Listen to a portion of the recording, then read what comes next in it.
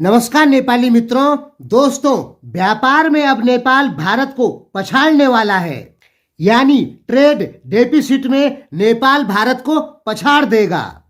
अब तक आपने सुना होगा कि भारत नेपाल के बीच में नेपाल को व्यापार घाटा बहुत ज्यादा होता है, लेकिन दोस्तों अब आप 1 या 2 साल बाद सुनने वाले हैं भारत नेपाल व्यापार में भारत को व्यापार घाटा हो रहा है और नेपाल व्यापार लाभ में चल रहा है।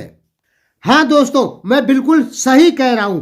हमने पिछले 2 दिन पहले जो वीडियो बनाई थी उसमें हमारा कैलकुलेशन कुछ गलत हो गया था और हम बताए थे आपको कि 3 खरब रुपए महीने की लाइट होगी, लेकिन अब पता लग रहा है कि ये 9 खरब रुपए सालाना लाइट बेचेगा नेपाल भारत को। ये आप स्क्रीनशॉट यहां भी देख सकते हैं, नेपाली मीडिया ने भी वही कहा है।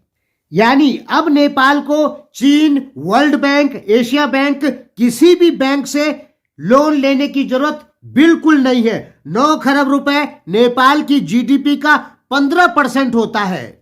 यानी दोस्तों पैसा ही पैसा आएगा नेपाल के पास में। पहले साल नेपाल के पास में 9 खरब रुपए आएगा तो नेपाल अपना चीन नेपाल रेलवे लाइन अपने पैसे से बनाएगा, निजगढ़ विमानस्थल अपने पैसे से बनाएगा और फिर उसके बाद 9 खरब रुपए आएगा तो नेपाल अपनी सेना में fighter plane, tank, missile defence system भी शामिल कर सकता है। इतना होता है 9 खरब रुपया।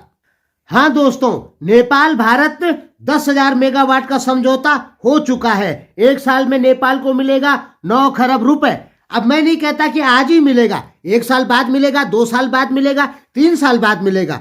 3 साल बाद मिलना चालू हो जाएगा, तब नेपाल ही एक विकसित देश जरूर बनेगा।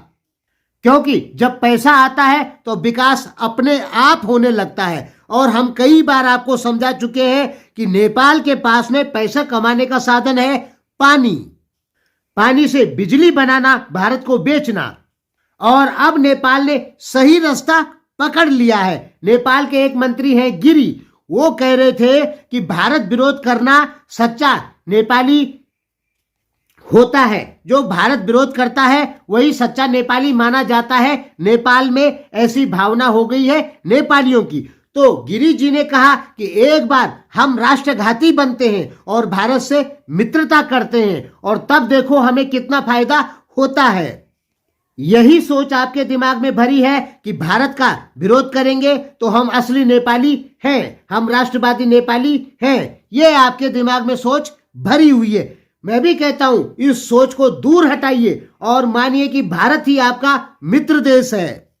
भूटान को देख लीजिए, भारत के कहने पर चलता है। भूटान की प्रति व्यक्ति आय $4,000। नेपाल चीन और अमेरिका के कहने पर चल रहा है। पिछले 70 साल से नेपाल की प्रति व्यक्ति आय $1,300। नेपाल पहले से ही भारत को अपना दुश्मन मानता है। पहले से यह प्रचार किया गया नेपाल में कि जो भारत विरोध करेगा वही सच्चा नेपाली होगा। तो अब इस भावनाओं को आप अपने दिमाग से निकाल दीजिए। और नेपाली जो विश्लेषक कम्युनिस्ट हैं, जो बार बार कहते हैं कि भारत नेपाल को कब्जा कर देगा, उनकी बात सुनना छोड़ दीजिए। वो झूठ कहते हैं। भारत के संविधान में नेपाल अलग देश है, उस पर कब्जा नहीं किया जा सकता। अब आपके विश्लेषक चाहे सर फोड़े अपना, जितना मर्जी चिल्लाए कि भारत नेपाल को कब्जा करेगा, वो सब झूठ है। चीन अमेरिका के पैसे खा खा के ये लोग झूठ बोलते हैं, आपको भारत के खिलाफ भड़काते हैं। और झलनाथ खनाल वो भारत नेपाल 10,000 मेगावाट बिजली समझौता का विरोध कर रहे थे। दोस्तों, झलनाथ खनाल चाइनीज एजेंट है, माधव नेपाल कम्युनिस्ट एजेंट हैं। इनका काम है भारत नेपाल के बीच दुश्मनी लगाना। ये लोग पैसा खा के भारत नेपाल बिजली समझौते को रद्द करवाना चाहते हैं, विदेशी फंडिंग में चलकर। इस बार दोस्तों भारत नेपाल बिजली समझौता जो हुआ है, ये यदि रद्द हो गया तो नेपाल की अर्थव्यवस्था चरमरा जाएगी। और यदि ये समझौता सही से सुचारू रूप से हो गया, इसमें नेपाल के नेता दखलंदाजी नहीं करेंगे, तो देखिए नेपाल के पास इतना पैसा आएगा नेपाल की जीडीपी का 16%। यानी जो नेपाल की विकास दर इस समय 15% है वो सीधे 20% पहुंच जाएगी और नेपाल तेजी से ग्रो करेगा। क्योंकि दोस्तों भारत जैसे देश के लिए 9 खरब रुपया बहुत कम होता है। भारत 9 खरब में विकास नहीं कर सकता क्योंकि 145 करोड़ लोग रहते हैं। लेकिन दोस्तों नेपाल में केवल 2 करोड़ 91 लाख लोग रहते हैं। उनके लिए 9 खरब रुपया बहुत होता है विकास करने के लिए। हमने आपको साफ क्लियर कर दिया, भारत नेपाल बिजली समझौता आज से 2 साल बाद 3 साल बाद नेपाल को जबरदस्त विकास की तरफ ले जाने वाला है, क्योंकि तब आएगा नेपाल के पास पैसा ही पैसा। लेकिन यदि आप झूठे राष्ट्रवाद की तरफ जाते हैं, भारत को अपना दुश्मन मानते हैं और चीन अमेरिका की फंडिंग से भारत नेपाल समझौते को जो रद्द करवाना चाहते हैं उन लोगों की बात सुनते हैं, तो आप देशद्रोही हैं, नेपाल के विरोधी हैं, नेपाल का विकास नहीं चाहते हैं। हमेशा दिमाग में रख लीजिए, नेपाल का विकास होगा तो भारत की वजह से ही होगा। भूटान जो कि बहुत गरीब देश था, लेकिन आज भूटान की प्रति व्यक्ति आय भारत से भी ज्यादा है। भारत की 2600, भूटान की 4000, नेपाल की 1300। क्योंकि भूटान भारत के कहने पे चलता है, बिजली बनाता है, भारत को दबा के बिजली बेचता है, इसलिए भूटान की प्रति व्यक्ति आय बहुत ज्यादा है। अब भी दोस्तों समय है, अभी कुछ नहीं बिगड़ा, नेपाल भी विकास कर सकता है।